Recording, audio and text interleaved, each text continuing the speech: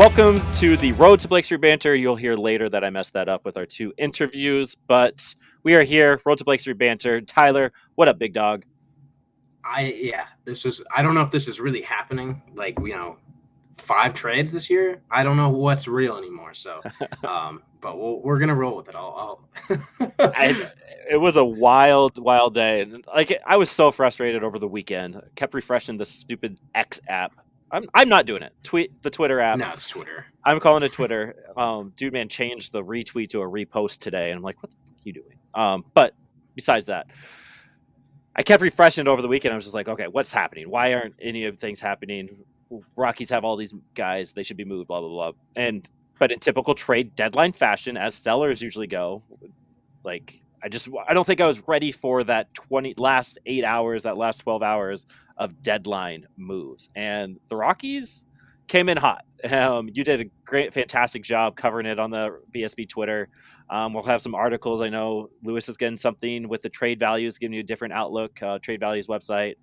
There, released an article the other day with the Angels trade.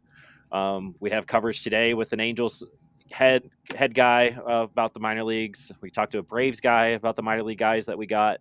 So we're giving you as much content we possibly can going with it. But Tyler, you absolutely killed it on this trade deadline. Did it take you back to 2 weeks ago with the draft? Yeah, this was my second draft, pretty much. Yeah. I wish that some of the guys, like, I had such a fun time with the Angels trade because both those guys were drafted. Jake Madden last year and then Mason Albright in 2021. So it was a lot of fresh data that is able to be picked through. Those are the ones I was actually able to provide some serious insight into. The Braves guys, take it with a grain of salt. Yeah. I think I figured some things out, but just overall, so much fun. And then, I think we should kick it off with the one buying move. The Rockies added Justin Brule from the Dodgers. He was recently designated for assignment. I think the Dodgers were trying to make a roster spot. The Rockies sent cash, probably not much money. So don't be like, oh, they sent $1 million. It was probably like a few $1,000 or something like that, just to get priority on this guy. He's a lefty. He is high 80s with a cutter and a sinker. Those are kind of fringy pitches. Neither is great. His slider, though, is really, really solid. So he fits that Rockies mold. Sinker, cutter, slider. He got option to AAA, but expect him to be that Brad Hand fill-in at some point very soon, probably in the next week or two. The Rockies bullpen is taxed. So adding a guy like Brule was a really smart move. Get some decent MLB level pitching. Yeah, that was a interesting move. I know you and Nick were pretty high on Brule. I can't say I've ever heard of the name, so it'll be good to have that lefty arm, and he's controllable. I think that was he's pre-arb for the next 2 years, so we can work something out if he does fit in and moving forward. Not sure how this whole option thing works. We were talking about that in the DMs, so I think he has one more major league option this year, where we'd have to DFA him or you'd have to stick with the major league squad. But that would be the end of it. And then I think, right, and then maybe next year he might be able to be optioned. Well, yeah. So you get the three option years. I mean, the terminology should change. There's 3 years where you get an option, and then within each year you can option it. They should just make a new term for that. Yeah, you can just send a guy down up to 5 times a year. So it sounds like Brule's been sent down 4 times, and then came to the Rockies. They optioned him again. I'm thinking he can be brought up and sent down one more time, but perhaps the reason he's in AAA right now is because they want to hold him there until they know they can hang on to him for the rest of the season. Yeah. So probably what's going on there. Obviously not a big move, but just a guy that can kind of fill the back of the depth chart. So not as flashy as a Randall Grichuk, CJ Cron trade to the Los Angeles Angels. That was fire. Yeah, that was the big one. So me and Noah were talking live on Sunday night when that trade went through, and we got it right on time. It was pretty cool, pretty fun stuff that we were able to dive into. And we got I always forget Jake Madden and Mason Albright in return, who I'm pretty big on both of them. I like both of them after talking to Jared from the Angels, talking Halos guy. It's just two diverse pitchers going into that. Again, we talked about it last week, so won't spend too much of your listening time diving into much of that. But Tyler's here; he's our expert, as so makes Skylar happy. That guy was mean to me. He was mean to me the other day, Tyler. But what are you excited about Mason and Jake going forward? I And mean, how do you Jake feel about is. the draft altogether, or that trade altogether? I think that trade that was the to me an A+ trade because A you plus. do Okay. get two legitimately high upside, I mean high-ish floor in the case of Mason Albright, but both have a ton of upside. Just the profile itself is quality. Madden potentially going to sit 98 in the future. He's rail thin right now. Already throws mid 90s. Albright is kind of we mentioned it with Jared, kind of a spoiler. There are some shades of Kyle Freeland. Obviously, there's a lot more complexity to it than that, but some similarities there. And I think that, for him to end up as a back end starter, both guys could easily end up back end starters. Jake Madden could end up top of the rotation if all goes well. Mason Albright, though, looks like a potential back end starter. I think these were easily the two best prospects the Rockies got. I'm biased towards the starters. Yeah. Victor Vodnik came back for Pierce Johnson. He's probably the most likely to contribute to a big league team, but I'm someone who I am biased towards the starters. A lot more potential impact there. But segueing now into that Pierce Johnson trade, they got sent Pierce Johnson for Victor Vodnik and Tanner Gordon from the Braves. We just talked to Garrett Spain from the Braves BS or SB. SB Nation Uh, website and got some insight there. So that's coming up. That trade, not stoked about it, but again, Victor Vodnik is a very likely big league arm. So I think for that reason, that trade is also like an A- trade. No, not even A-. It was Pierce Johnson, and they got two pretty quality arms. So I'll throw an A on that trade as well. Those are definitely the two that carried the week for us. yeah. I don't know if you favored one of those over the other. I think some people might like that Braves trade more than the Angels one. I The Angels one got a lot of flack on Twitter, so I'll leave the door open for people to like the Braves one more. Yeah, I think I do like the Braves one a little bit more. Just because it seems like we got Vodnik plus Gordon for Pierce Johnson. Like it's the more I talk to somebody and look into it, Victor Vodnik is that guy, and getting that for Pierce Johnson would have been nice. But then being able to add a possible back end relief pitcher in Gordon is a nice little caveat. The Gritchick Crone I don't give so high just because I packaging them together. I'm still a little salty about, but I even when I say that I know that Crone's value wasn't as high, and so like I don't know why I'm still hanging up on that, especially when you get a Madden and an Albright. I think with the Albright piece, it's we already have two of them, and it feels like in Sean Sullivan, Carson Prosecki going up to Kyle Freeland, that crafty lefty seems very similar arsenals to those two guys. So like we already have two of those guys. We don't quite know who they are, but we're adding this into it. So just in that sense, I'm a little down on that. I think that's why I'm giving the Braves one a B plus, and then the Angels one a B. It's very hard for me to give an A. Just the teacher in me, it's just not going to do it. But all in all, I like the fact that the Rockies seem to have a plan, like you kind of alluded to in those conversations: pitching, diversity pitching all the way through. You mentioned it. There was one more trade. We'll touch base on it real quick. It wasn't too much with it. What was it? It was Brad Hand. Brad Hand for Alec Barger. Not a lot about Alec Barger. Just he's 25-year-old relief prospect. So all the data from when he was being drafted wasn't quite there. Throws a lot of strikes, big strikeouts, but comes with big walks with that. Just could see him as a major leaguer in the next year or so as a relief pitcher coming in, just throwing strikes in that. Just not a lot to go on, so we're going to be watching him as we go forward. But I want you to allude to it because we're kind of on a time crunch and we got some other content coming up. The Rule 5 draft that you kind of spoke of. Like, there's a lot of names next year that we kind of have to be worried about, and some of those names are the guys that we acquired this trade deadline. Yeah, and that's why people really clamor for the like, give me the big league ready guy, give me the big league ready guy. But those guys have to be added to the Rule 5 or to the 40-man roster, otherwise be exposed to the Rule 5 draft. You look at Tanner Gordon, Victor Vodnik, Alec Barger, Connor Van Scoyoc. then there's guys that are actually in the system already. I'm Yeah. pretty sure this is the year Adael Amador and Yanquiel Fernandez both are going to be Rule 5 eligible. I mean, without a doubt, those two will be added to the 40-man roster. But then you have your 2020 college guys, Chris McMahon, Sam Weatherly. Those are both really high-quality arms. Teams might, especially in the case of Weatherly, be like, hey, we could try to work with this guy to become a power left-handed reliever. Chris McMahon, hey, maybe this guy's a fifth starter if we can make some tweaks. So you probably have to add those guys if you're, wanting to keep them. Willie McIver is in the mix. There's a lot of guys to add to the 40-man, and I think there's a little bit of a crunch. There's going to be some free agents, of course, that are going to open up spots. But I think, and that's why I was also glad with the Madden Albright moves, because those guys, Madden's not going to be Rule 5 eligible for like 2 or 3 more years. And then Albright, same deal. They're on the same timeline since Madden was a college guy, Albright a high school guy. The high school guys get an extra year before being Rule 5 eligible. So those guys, I think it's 2025, they will be eligible for the Rule 5. So you have some time there at least.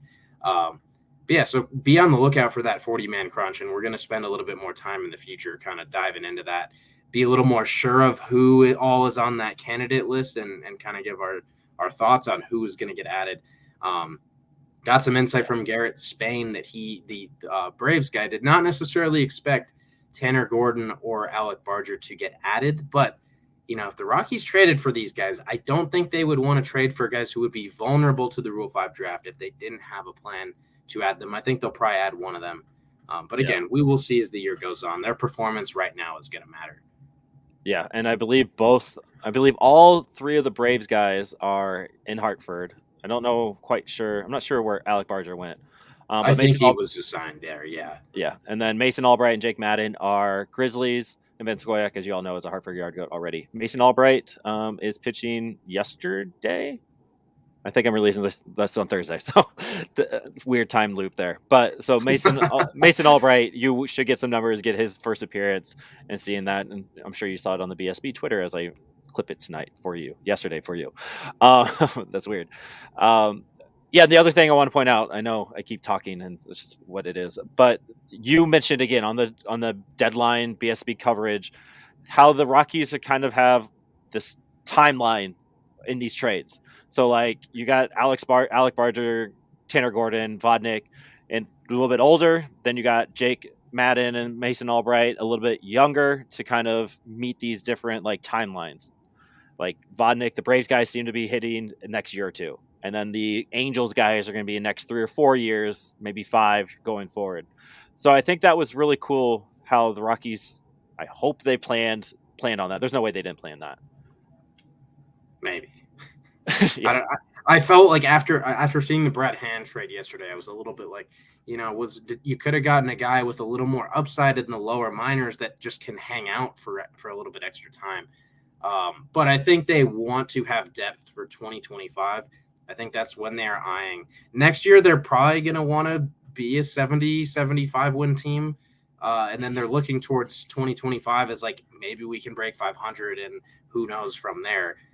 So I think they did want to add as much depth as possible so that it's like, hey, we can throw Tanner Gordon as a spot starter. We can throw Alec Barger and Victor Vodnik as, bullpen guys in 20. I mean, Vodnik sooner, but those guys will be depth in 2025. Whereas Madden Albright, they're your hopefuls that maybe they touch the big leagues in 25 or 26, probably more 26. So I do like that the dispersion of those guys all around fits well with what we've currently got. We are pretty strong in the lower minors, and then the upper minors right now, a lot of relievers, but not as much from a starting perspective. So overall, they've hammered the depth down pretty nicely.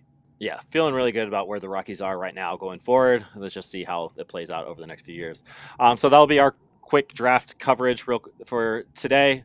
Keep listening. Right now, you're going to hear Garrett Spain of the Atlanta Braves SB Nation Battery.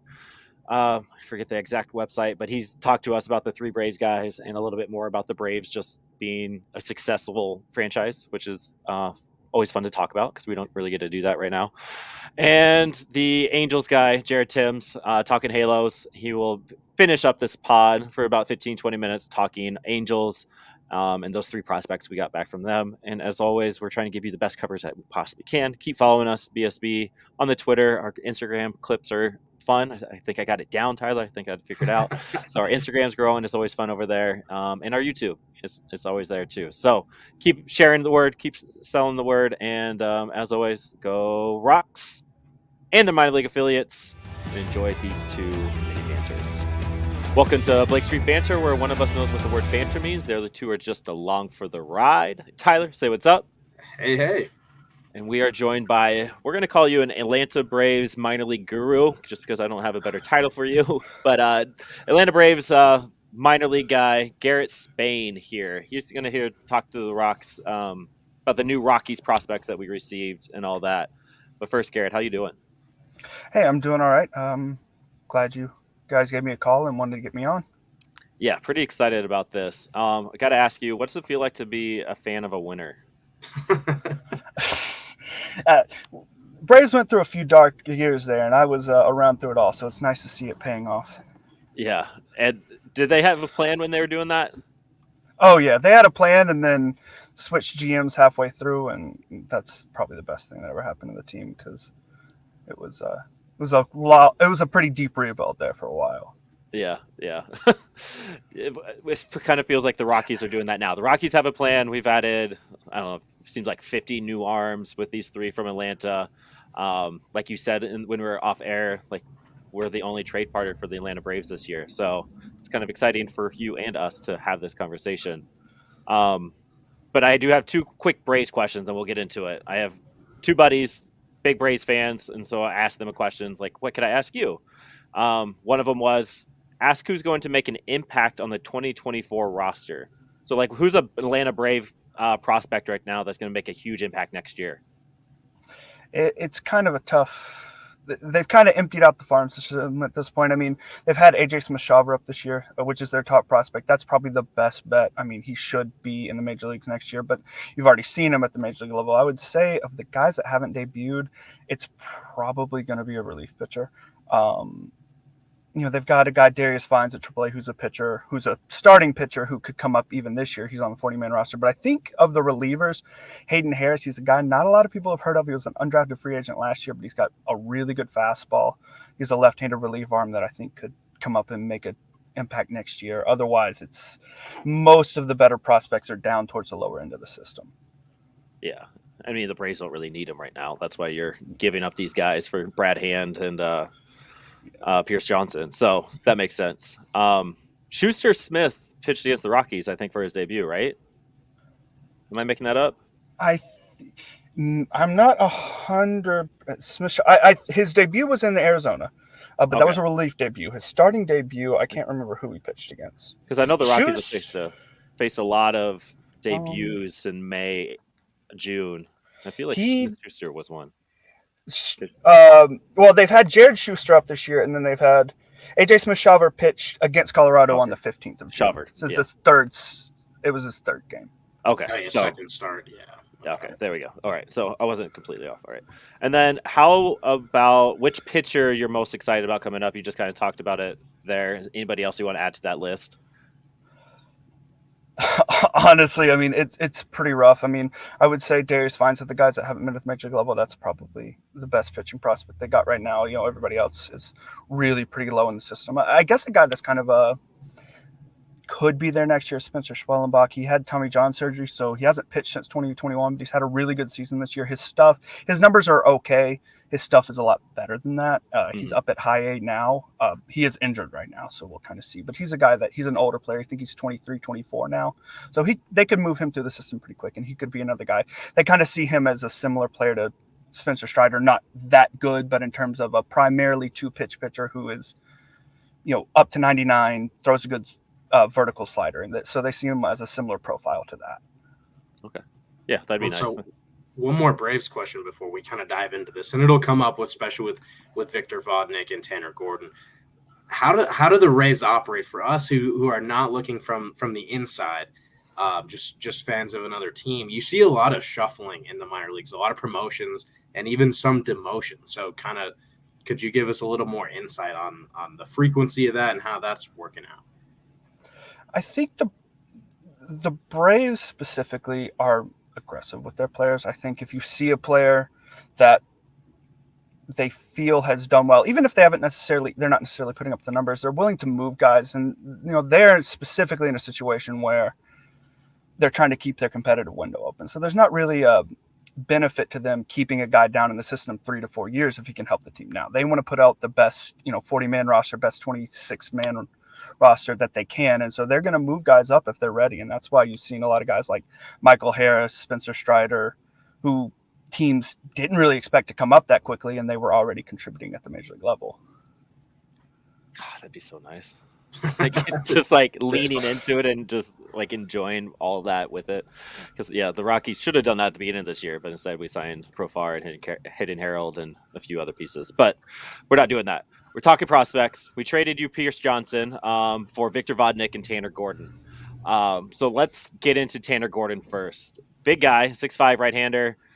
Stuff has been okay. Like the numbers kind of sit okay. He was number 22 on the Atlanta Braves top 30 list at the end of last year, and he slots in at the number. He's not even on the top 30 for the Rockies this year.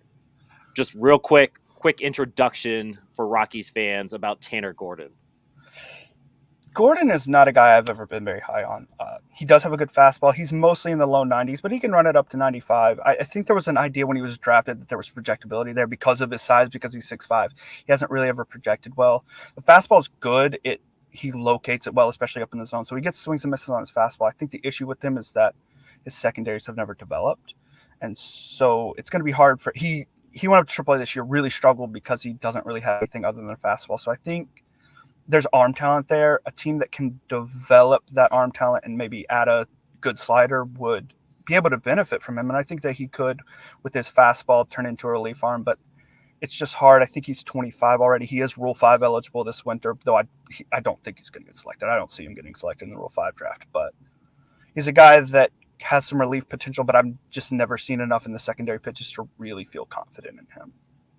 Well, and so I think being with the Rockies, you don't think about pitching development as a strength, but I think we've seen in recent years the kind of developing more of the vertical slider. They can more induce ground balls than miss bats. So it seems like this could be a decent fit for him if they can kind of push that along. And so you're not so high on him actually projecting a little bit more to maybe sit mid-90s. You don't necessarily see that in the cards. I haven't seen him in a relief role, so I don't know what he would do in shorter stints. I know that as a starter, he's primarily 92, 93, but I've seen him up to 95 before. I think he's maybe touched 96 before, but the highest I've seen him is 95. I've heard very good reports and there were good opinions on his fastball really coming up to the system. A lot of guys liked him. It's just, I don't think that secondary stuff has worked for him, but I still think he could add some velocity, but it's, once you get up to 24, 25, those guys usually don't add velocity at that point.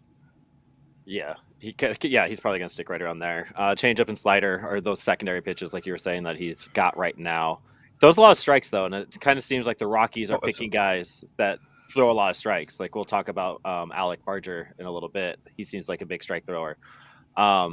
So kind of just needs to develop those secondary pitches. Starting pitcher, probably back end reliever going forward for Tanner Gordon.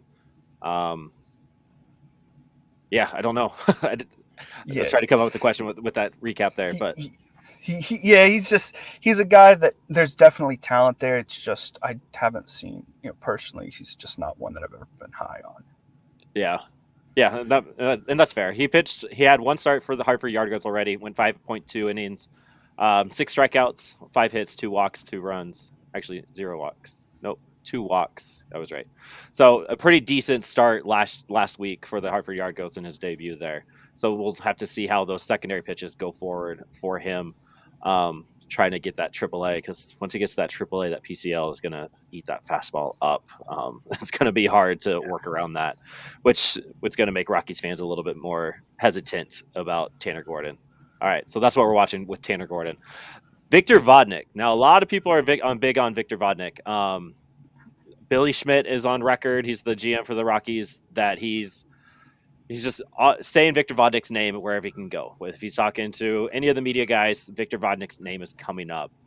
Give us a quick intro to Victor real quick. Vodnik at one point was actually what I consider to be the top pitching prospect in the Braves system. He was 21. He was at Double A. He was doing well. The issue Vodnik has had is injuries. He had a shoulder injury at one point. He had a back issue. He's had some lower body stuff. As far as I know, he's never had an elbow issue, so that's good. He hasn't had a red flag there, but he's stagnated because he hasn't been on the field. But in terms of pure talent, I mean, he's always been extremely good. He was throwing 100 miles per hour back in 2019. We knew that about him. He was a guy that's always been throwing hard. The slider and changeup, right now the changeup's ahead of the slider. It tends to kind of, over the years, they've kind of gone back and forth where sometimes the slider looks good, sometimes the changeup does. So there's inconsistency there, but in terms of, I think he's a major league reliever, and I think he can be a very good major league reliever. He just needs to stay healthy, and he needs to develop his command further, but I don't know why he was in Double A with the Braves. I think he was ready for Triple A. I think he was a guy that could contribute in the future, but I know he's also a guy that they left unprotected from the Rule 5 draft this past year. He's going to be Rule 5 eligible again this winter, and I would assume the Rockies will probably protect him in the Rule 5 draft. I think he's a player that is worth protecting, at least, especially in their situation, but he's a guy that the Braves were willing to move him because there's a lot of risk involved, and the Braves don't want to take on that risk versus having a guy like Johnson who can come in and contribute to the team immediately. Right. But in terms of as a prospect, Vodnik is very, very good as a relief prospect. He's probably the best or second best relief prospect they've had in the last 10 years since Craig Kimbrell came through. And he's got late inning relief potential. I don't think the Braves, because of the injuries, he's undersized. I assume the Rockies are not going to move him back into a starting rotation. He moved out of the starting rotation with the Braves last year. I know his first 2 outings with Hartford were out of the bullpen, so I assume he'll be a relief arm going forward. But in terms of his potential, I mean, his ceiling is through the roof. I think he could be a closer at the major league level. And so do you think there's some kind of questions with his mechanics? He seems like he has a little bit of violence in his delivery, and sometimes that translates to those injuries and to a lack of command. So do you think that is kind of a knock on his profile as well? Oh yeah, I mean that's always been his issue. He's undersized. He's not a premium athlete. He does have he has complicated mechanics, so that's been an issue with him. But I have seen him at times. I saw it with him in Low A before he suffered all those injuries. I've seen him command his fastball, and I've seen him have 2 good off-speed pitches. So the potential is there. I just think it's about consistently getting reps and staying on the field, and I think that they will come. I don't think that he's going to ever be an even average command arm, but if he's a 40, 45 grade command arm with his pure stuff, I think he can stick in a relief role and be very good. Yeah, that changeup is insane. I saw a few videos of it, and it looks fun. It's just nasty. Yeah.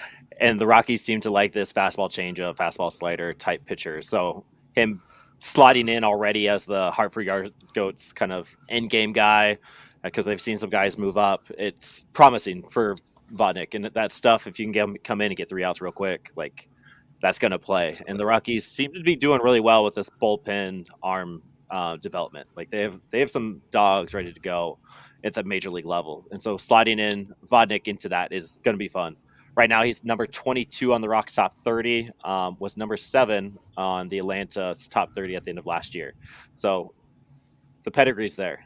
It's gonna be fun to watch him. All right, and then let's end it. Brad Hand for Alec Barger. Now this was a head scratcher. Just didn't see a lot about Alec Barger. We kind of talked about it, big strike thrower. But what do you have for Barger for us? Barger was a guy that the Braves organization themselves liked quite a lot a few years ago when he was drafted. He's since moved out of the rotation, which has kind of killed his stock, and I don't think his command has quite developed where they wanted to. But I know that they've been messing around with his pitches. He used to throw a cutter. He used to throw a changeup more often. But now that he's moved into a relief role, he's primarily fastball slider. His fastball's up to 97. It's a good fastball, kind of average-ish characteristics, but it's effective, and he gets a lot of outs. The slider is kind of where he can run into issues. It's very good when it's on. It can be very bad when it's off, and he needs to work on really commanding it consistently. But as a two-pitch mix, it's very good. He's a very good athlete, and that's a lot of what the Braves target is athletes. And so he's a very good athlete. He was a two-way player in college before he moved over to NC State. He started out in Northern Illinois, played some outfield there. So great athlete, great arm talent. I like the fastball. I like the slider in terms of the pure characteristics of it. Once you get some consistency there, I think it's a major league quality arm. It's a guy that can get there, but he's just going to have to develop some of that command. And I think that's when you have a guy that has that level of athleticism, you have more confidence that command is going to come with time. Were you a little surprised seeing that trade get announced and seeing him as the guy it took to get Brad Hand? We saw a pretty inflated sellers market, and seeing that for us, it was like, okay, that seems a little light. Do you have the same sentiment? My initial reaction was I have no idea how Alec Barger turned into a major league arm in a trade situation. I think for that it's probably more a matter of they dumped, they have the $500,000 buyout on hand this offseason and probably somewhere in the range of about $500,000 left on his contract this year. So it's probably a lot of it was more dumping that $1 million than it was getting Barger. I think that was the bigger part of the trade for the Rockies, but I do think Barger has potential. And like I was talking about with Vodnik, they're trading in risk for a guy that the Rockies weren't going to bring back Hand next year anyway. So they got something and they dumped a little bit of salary. I think that the salary dump was probably more of it. Barger's fine.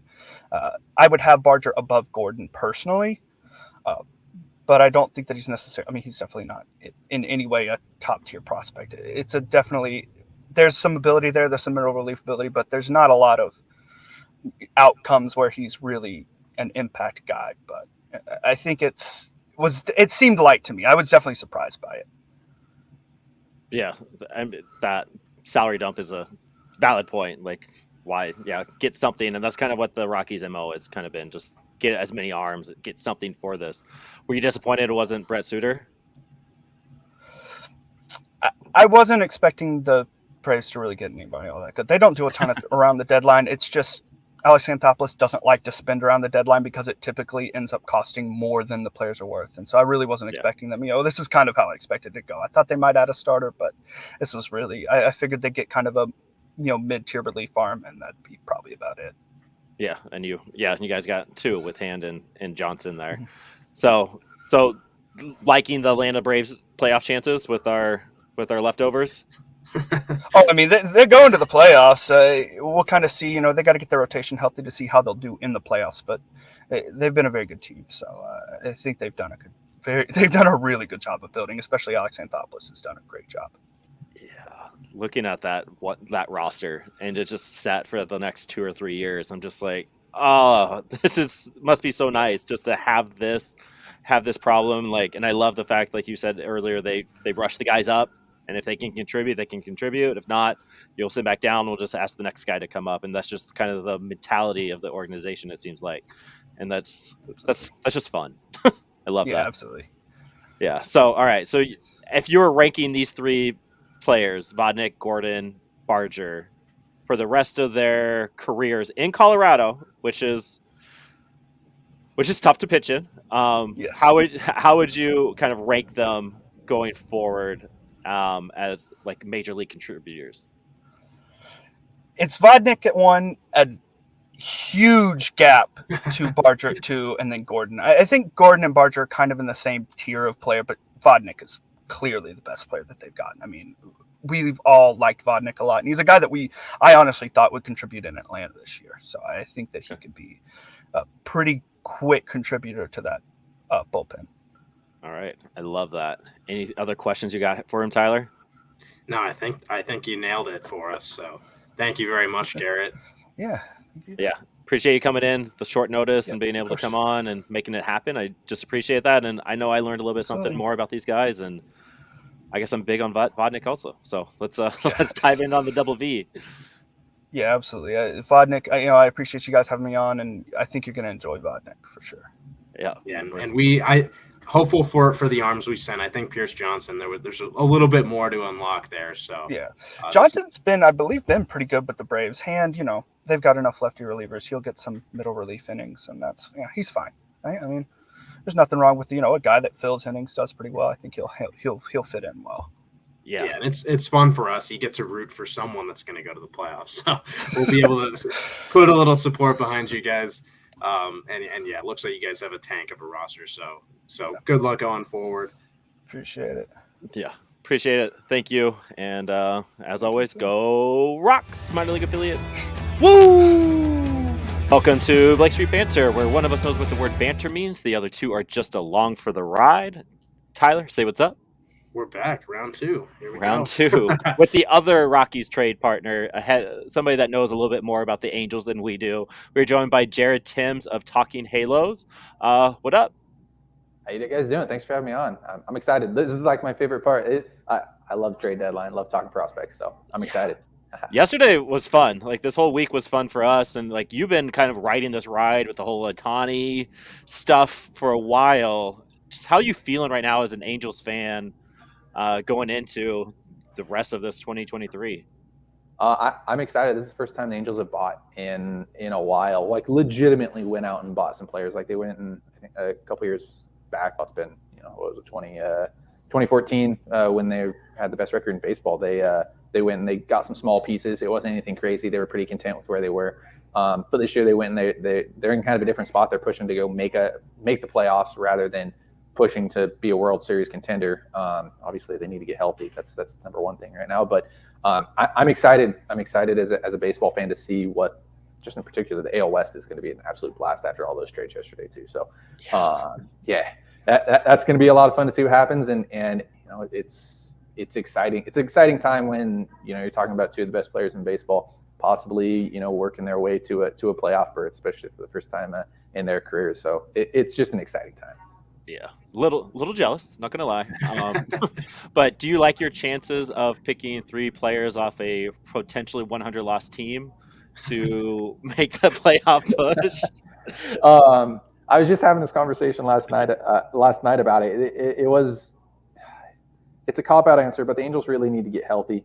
A lot of these moves, in my opinion, minus like the Giolito move, and I'd say the CJ Cron move, were needed to stay in contention really with all the injuries. It wasn't really like like this is going to make us a World Series contender. No, it's just to really push the Angels into playoff contention and keep them in playoff contention. Just because, I mean, you look at the 60-man, all the players that are on the 40-man right now that are on the IL. I think last time I counted, it was 18 players on the IL that we've been working with. It's been insane. It's been crazy. I mean, including Trout, Rendon. Thank God Shohei Ohtani hasn't gotten hurt, but he's dealt with a blister injury. Like that, you can't be a playoff contender when you're running out guys. Unfortunately, like Andrew Velasquez, Mikey Stefanik, who are fantastic players in their own, but you can't run those guys out on a daily basis.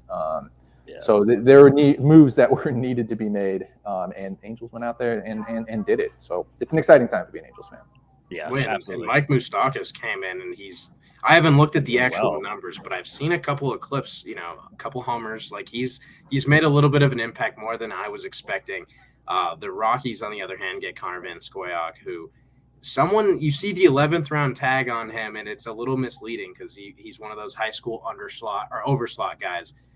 What can you kind of tell us about him? Because he sort of fell off the mainstream prospect radar. Hard to track all the little details. So what do you have for us on Connor? Yeah, there's a reason why he's stuck in the Angels org this long, and obviously why the Rockies like him now as well.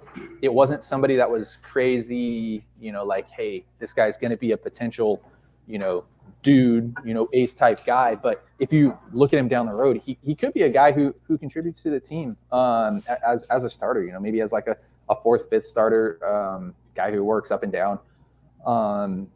Nothing crazy stands out to him, to be honest. It's good fastball command. He's a pitcher. He's a legitimate pitcher. He's not somebody who's out there throwing like you see a lot of those guys today that are just trying to hit triple digits and hopefully get it over the plate. No, he's a real pitcher. He likes the command, the ball.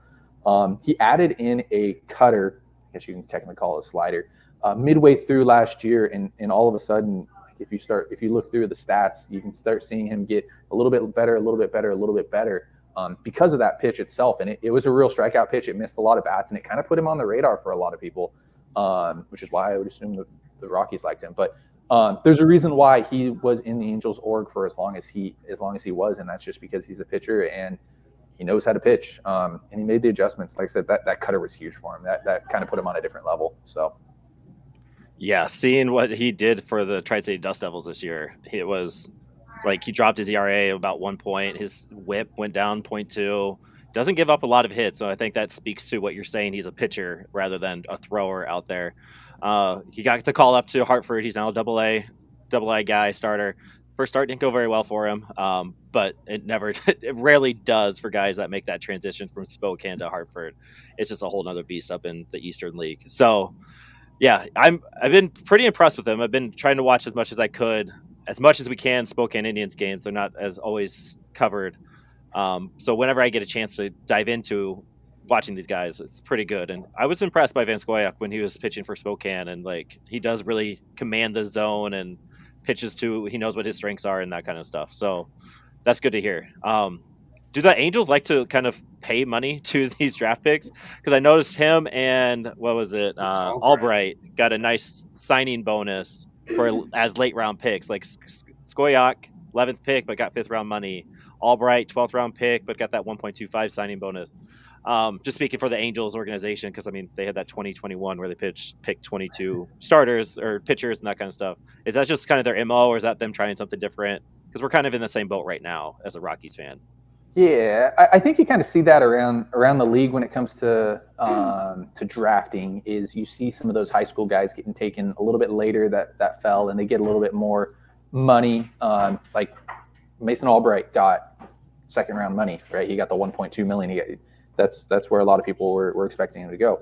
Van Scoyoc, same thing. You know, you look at, he was, what'd you say, a 12th rounder, and he got 500,000, so he's probably getting 4th round money at that time. So yeah, like that's something not just the Angels do, a lot of teams around the league, you know, try to do.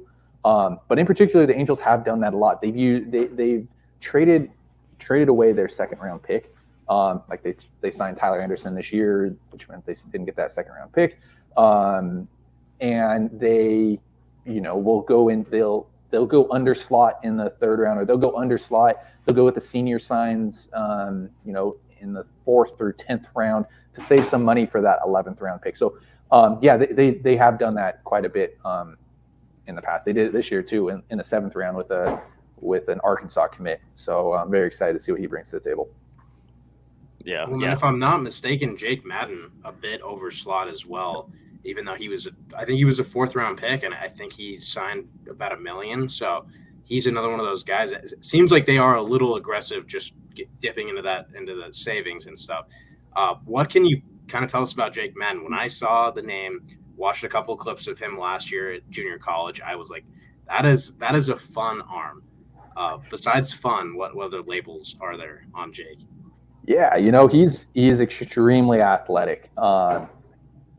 It depends on what you want to label him. Like the first time I saw him, it was like, wow, he's extremely athletic. There is please don't quote me on this, and don't tell all the Rockies fans about this, but he reminds me of a guy like Jackson Jobe, who was a 3rd overall pick a couple years before. And a Jake DeGrom type guy. He kind of reminds me of those type of guys a little bit. Super athletic, tall, lanky guy. Knows how to throw the ball. Now it just comes down to development, obviously, right? Like a lot of those guys weren't, you know, like Jacob DeGrom was a shortstop coming out of college. You know, that's where he played. And the Mets were able to produce him into one of the best pitchers in baseball. So, yeah, he kind of has those characteristics of, you know, a very, very good starter if he can put it all together. I think he slots a little bit more as a reliever type of guy, you know, fastball, slider. However, if he can add that 3rd or 4th pitch, he has all of the tools in the world to become a very, very good starter. However, I know that pitching in Colorado is a little bit tough. So at least that's what I've heard. I don't know.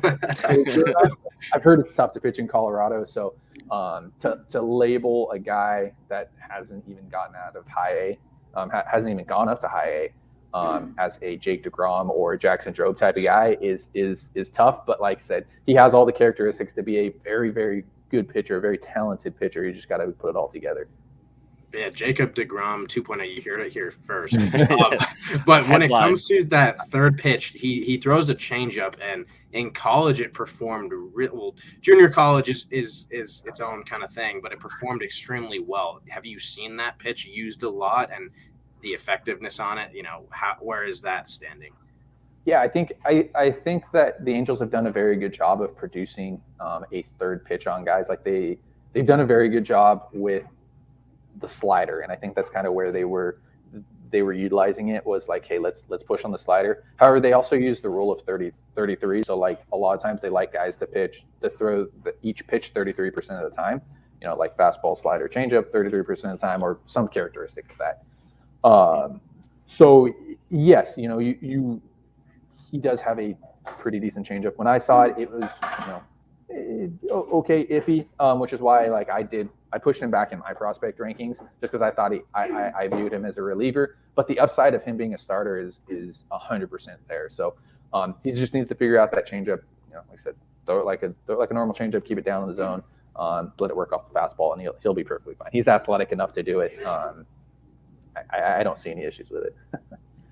Yeah, they'll be fun to watch because he just slots right across the diamond, because I think they were playing the Fresno Grizzlies last week when the trade was made. So I think Madden and Albright just walked right across the field there to go to their new team, kind of Vanskoyak, like he literally and Moose literally walked right across. So the Fresno Grizzlies pitchers, they have a lot of young arms from last year's draft class who have been doing really well, like big strikeout numbers. They're starting to go 6 or 7 now. So it'll be interesting to see how Jake Madden slots into kind of that development list there. I think Michael Proshecki went 6 innings last night, 11 strikeouts, but like 2 walks. So the walks, hopefully the Rockies are figuring something out with that, because those walks are concerned. But like you said, he's raw. Like seeing Jackson Jobe, I'm up in Michigan right now, so Jackson Jobe is with the Whitecaps, and so I get to watch him a little bit right now. And there's just raw talent, and like you said, athletic ability there. Being 6'6" at 21 years old, like there's going to be some development happening. Right now, he slots in at number 20 in the Rockies top 30. He was number 9 for the Angels at the end of last year. And let's end it with Mason Albright. So Mason Albright is actually starting for the Grizz tonight. What can you give us as we watch in on Mason tonight for our first kind of taste? Yeah, he made huge strides this year. He was a 11th round pick a couple years ago for the Angels in that big pitcher draft that you alluded to. For me, he doesn't fit the mold that I like personally. He's a little undersized for me. That's why I like Jake Madden a little bit more.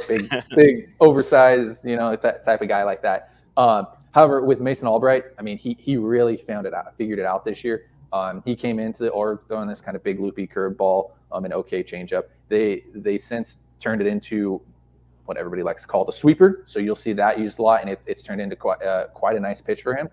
Fastball command, he commands it down in the zone really, really well. It's going to be like 89, 92 was where he was last time that I got reports of it. So it's not overpowering by any means. So definitely want to keep the ball down in the zone. However, he does play up well in the zone as well. If I'm not mistaken, it's pretty good spin rate on it. He does also throw a little bit of a cutter, slider type of pitch, and then he also has the changeup as well. So 4-pitch mix there on Albright. Again, somebody that does, I think, at the major league level slot in is more of a reliever just because of the size. However, you definitely want to utilize him as a starter as long as you possibly can. So I really like the strides that he took this year, especially from where he was and where we saw him the years before. So definitely a piece that to keep monitoring and keep an eye on, because that Mason Albright, both of them are very, very fun pieces. But Mason Albright definitely made adjustments and made strides this year, and I was expecting him to get called up to high A fairly quickly. So it wouldn't surprise me again if the Rockies did the same thing with him. Yeah, they're going to need some pitching up there. Yeah, like you said, just speaking of that, I had that in my rundown notes. 1.9 whip last year for the 66ers and 1.2 so far this year. So then the strikeouts are right around there, and the walks have gone down 2 per 9 in those 2 seasons. So that development is there. And the Spokane Indians could use some starting pitching help up there with it. Tyler, I don't know about you, but it sounds very Carson Prosecki, Kyle Freeland-esque with that left-hand funk. I think in terms of you dropping, it's a little bit of a lower slot, and he has that deep arsenal for a younger kid. Definitely a little bit of shades of Kyle Freeland. So hopefully find a little mentor in the organization like that. Yeah, that'll be sweet. If you wanted to throw, I threw out a Reed Detmers because I thought the pitch mix and the pitch shape was very similar to what Detmers was throwing out there. However, I mean, for me, like you look at the size, I think on in cleats he's 5'11", Albright, and so that's again the only thing that I got is he's a little undersized, but again keeps the ball down the zone. I mean, and he's learning how to pitch, and he continues to do the pitching things. He'll be good. I like it. Yeah, and that's one thing the Rockies have really gone out and done. That diversity, like you're talking about Jake Madden and Mason Albright being two completely different pitchers, like literally across the board. And the Rockies seem to have done that and found those two differences from the Angels organization there. So that'll be fun to watch going forward. I know you're on a time crunch, so we won't take up too much of your time here. Anything else that you got for us going forward about these three guys, or? No, like I said, for me, the Jake Madden was the one that hurt the most. I thought there was the most upside there. And yeah, like you said, thanks for the players, guys. Really appreciate it. No, I think a lot of fans were excited to see familiar names, CJ Crone, and Randall Grichuk come back into the org, and of course see Randall Grichuk hit a home run after 5,000 days after he was drafted or something crazy like that. So it was great to see that. And then you mentioned Moustakas. Yeah, statistically he's been fantastic, but the one thing that I think a lot of people underrate when it comes to some players is the leadership skill, and that's one thing that the Angels are missing, and that's one thing Moustakas has really brought to the table is that leadership, that winning mentality, and he's been there, done it before, so he knows how to get there. So that's the biggest thing for the Angels right now is it's been the leadership in the clubhouse, and Moustakas has kind of taken that and ran with it, which has been really cool to see. And again, thanks guys for the players. Yeah, we're rooting for. I mean, my grandparents are in Anaheim, so I've always kind of had the Angels in the back of my mind. Now you got three of our guys. Like I have no other choice but to make the Angels my delegated playoff team this year. So plus there's a closer too that pitched with Colorado last year too, Carlos Estevez. So yeah, I forget. I forgot about that. And Tyler Anderson, former Tyler Rock. Anderson's great. So yeah, we're all across over there. So we're kind of rooting for Colorado. Right, there we go. Exactly. Let's get an Angels versus Braves World Series, and it will feel like the Rockies kind of won something. Jared, I appreciate you doing that. Go ahead and give yourself a plug as we end this, and we'll probably go from there. Yeah, shameless plug. I guess I got called out on it last night, so you can follow me on X. It's not Twitter anymore. You can follow me on X at Jared_Tims. You can find all my work on at talkinhalos.com. You can subscribe to Talkin Halos on YouTube. You can just look us up. So absolutely have a lot of fun there. And then when we get hopefully Rockies are buyers, we'll flip flop it and we'll see who you guys get. So. Ohtani for. We'll give you Jake Madden back for Ohtani when you guys can get that extension signed in this offseason. Ohtani hitting 80 home runs in Colorado, so it's all good. I love that. That'd be so much fun. And everyone's 450 feet every single time. Appreciate you, Jared. Enjoy your day. Enjoy the push, the playoff push. And thanks for joining us. Appreciate it. Thank you guys for having me again. Thank you for watching and listening. Please check out our link tree for more content.